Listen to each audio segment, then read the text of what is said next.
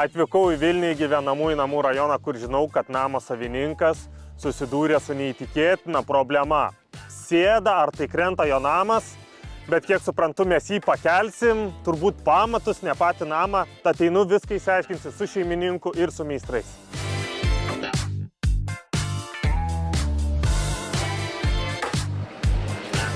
Sveiki, Martynai. Malonu. Tai sakykit, kas per problemas pas jūs atsitiko?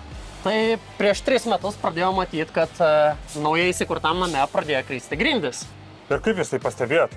Tai virtuvėje pirmą pamačiau, kad atsirado tarpas tarp plintos ir plytelių. Ir tas tarpas po truputį didėjo, kol galiausiai, kaip sakyti, jau tą problemą teko spręsti. Tai problema labai akivaizdi, pamačiau, kai atvežė man plytelės, padėjo palėtę ir tiesiog sulūžo grindys. O, wow, tiek buvo, čia tiek pakrito grindys viso.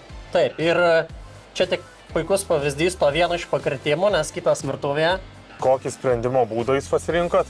Iš pradžių tai išsigandau, nes galvojau, kad galbūt reikės lupti grindis ir viską tvarkyti, griauti ir iš naujo kažkaip tvarkytis. Bet po to pradėjau internete ieškoti, kad yra grindų pakėlimo sprendimai, pradėjau domėtis giliau, nusprendžiau daryti grindų pakėlimą. Sveiki, Valdai. Sveikas. Tai sakykit, kas per problemas? Sėda grindys. Sėda grindys ir kaip jūs tai tvarkysit? Iš esmės, jeigu kalbėti inžineriškai, tai yra neardomasis grindų pakėlimas. Aha, o jeigu paprastai pasakyti žmonėm? O jeigu paprastai, tai per mažo diametro vamzdelius, per išorę mes paduosime medžiagą, kuri plečiasi grunte. Ir kai jau nebeturi kur plėstis, pradeda kelti tas vietas, kur yra lengviausia. Ir kaip taisyklė, tai yra grindys. Nes aš iš pat pradžių pagalvojau, sakot, kelimas, atvažiuojam, pasistatom, taip sakoma, dankratus, užpumpuojam, po apačią kažką pakišam akmenuką, kokį klinuką ir turim. Ne, tai čia ne taip, čia ilgaamžiškas sprendimas toks. Taip, tai jeigu kalbėtume apie pačią medžiagą, tai esame atlikę tyrimus. Ir jos ilgamžiškumas yra ne mažiau kaip 50 metų. 50 metų, namai tiek kartais nestovi 50 metų. O kur jūs pamatėte tą problemą? Ar galit man parodyti? Taip, galime parodysim. Einu. Tai sakykit, Valdai, kur iš karto pasimatė pirmieji to problematikos požymiai? Tai pirmosios žymės, kurios pasimatė, tai buvo virtuvės zonoje, kuomet pradėjo grindys sėsti. O čia jau stipriai yra pasėdę?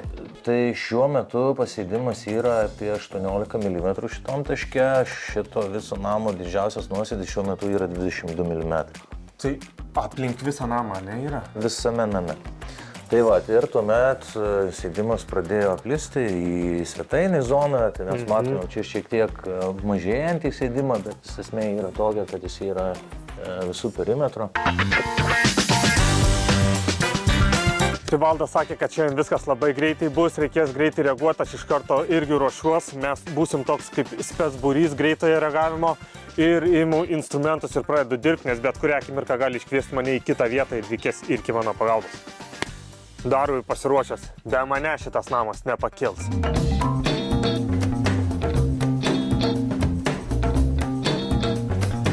Tai kas vyksta? Dabar tą nivelyrą statysim, ar ne? Jo, statysim, stengiamės tą trikojį pastatyti kiek įmanoma lygiau, tiksliau. Aišku, jisai pats vėliau įsicentruos, kiek jam reikia, bet... Čia prisukti reikia, ne? Jo. Tai tada įsistatom nivelyrą, jis reikalingas yra kam? Tam, kad susigaudyti, koks yra grindų nusėdimo lygis. Tai mes čia lazerį švies, ar ne? Jo, čia švies. Mes su pieštuku pasižymėsim, ar kaip? Ne, aš turiu 3 stovus. 3 stovai, gerai. 3 stovai, dabar vat, imam gaudyklę. Imam gaudyklę stadą ir žaidžiam gaudynių. Ne, negalima. Lazerio spindulio gaudyklę, ne tarpusavio. Vizualiai matom, kad va čia va yra nusėdimas. Plintusas rodo, bet va, kad paimam ir vidurį. Dabar ką jis mums rodo? 16 mm. Minus 16. Kada trikampukas šitas į viršų, reiškia minus. Tai nusėdė 16 mm. Jeigu jisai būtų, o dabar žiūrėkit, jisai viršui, tada plius. Čia reikia kažkaip pajungti jį? Jo. Čia, nepajungti. Ir dabar šiek tiek atlaisvinkit, operatorius vėl spindulį. Operatorius maišai darbą.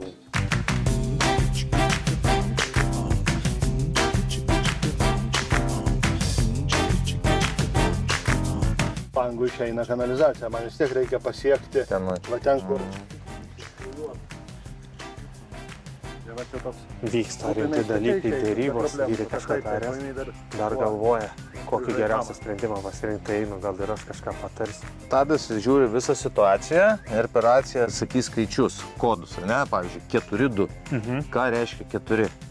1, 2, 3, 4, 1, 2. Dabar kas yra 4-2? Pirmas skaičius yra nuspaudus pistoletą, Vienas. antras skaičius yra atleidus pistoletą. 4. Spaudai 1, 2, 3, 4, atleidai 2, 1, 2, 3, 4. Gerai, gausi komandas. O jeigu susimaišai, kas būna? Geriau Gauni velnių. Ta prasme, jau tada aš tave stabdysiu.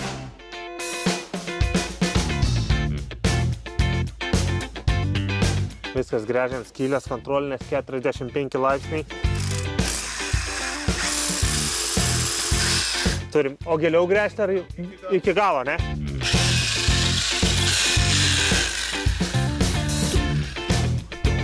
Kai bitė, kuris sako, opa, nusipučiam ginklą savo.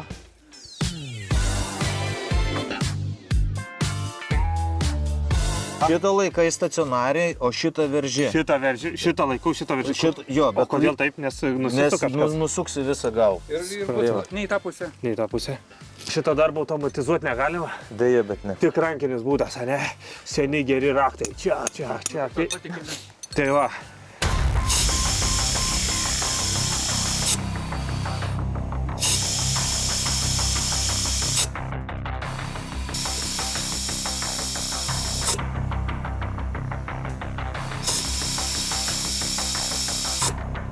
Tadai, kas vyksta? Kol kas nieko nevyksta, šiek tiek pakilom 2 mm. Dabar dingo riba. Tęsiam darbus, tęsiam.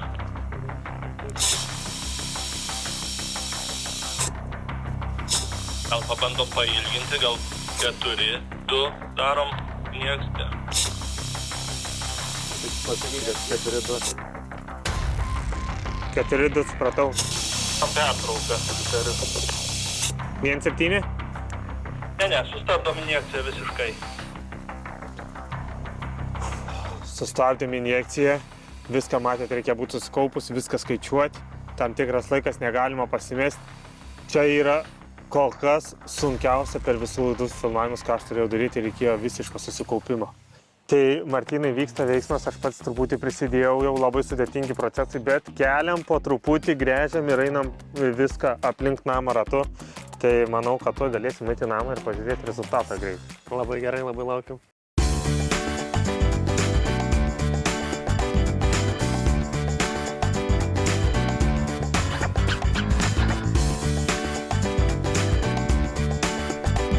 O kas atsitiktų, jeigu žmonės nesimtų tvarkytos problemos?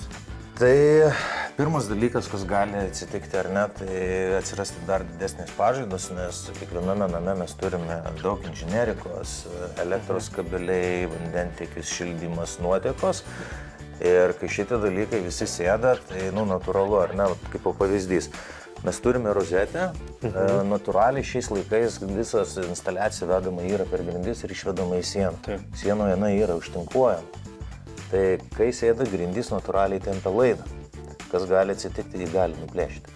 Tai čia toks vienas iš paprastesnių dalykų. Gerai. Bet jeigu, pavyzdžiui, sėdimas yra labai didelis, gali išsimauti nuotekų vamzdžiai, gali trūkti vandentiekis. Tai čia rimtos bėdos. Taip, ir ta nesprendžiama problema gali iššaukti tik dar didesnės problemas.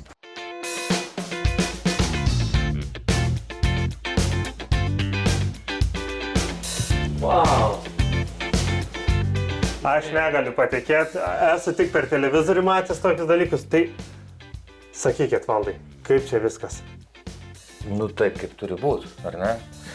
Nu, tarpo nebėra, ne, Martynai? Jūs Aš geriausiai... negaliu patikėti.